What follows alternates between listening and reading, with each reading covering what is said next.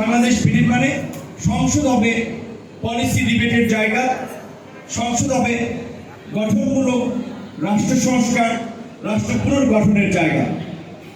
বিগত দিনগুলোতে যে রাজনৈতিক বিভাজন এবং বিদ্বেষ চলেছে, আমি মনে করি যে এই জুলাই গণ অভ্যুত্থান পরবর্তী এখনকার বাংলাদেশে আমরা যারা আছি সেখানে প্রকৃত অর্থে সরকারি দল বলি, বিরোধী দল বলি, আমাদের মৌলিক চিন্তা এবং দর্শনের জায়গা অনেকখানি কাছাকাছি।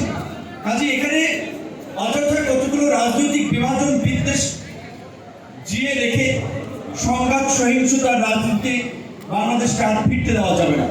আমাদের কাঁধে কাঁধ মিলিয়ে কাজ করতে হবে। নতুন একটা সরকার গঠিত হয়েছে। সরকার গঠন হওয়ার পরেই দেখেছেন আপনারা আমরা একটা চ্যালেঞ্জের মধ্যে পড়েছি। মধ্যপ্রাচ্যের যুদ্ধ পরিস্থিতিতে স্বাভাবিকভাবে এই যুদ্ধ ইরান ইসরায়েলের মধ্যে হলেও বাংলাদেশের অর্থনীতি, বাংলাদেশের জ্বালানি বিভিন্ন ক্ষেত্রে এর একটা প্রভাব আছে।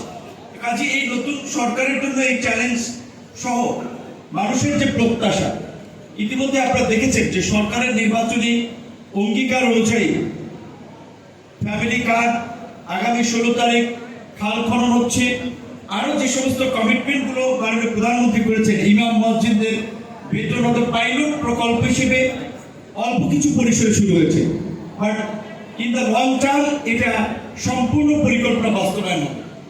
এবং আমরা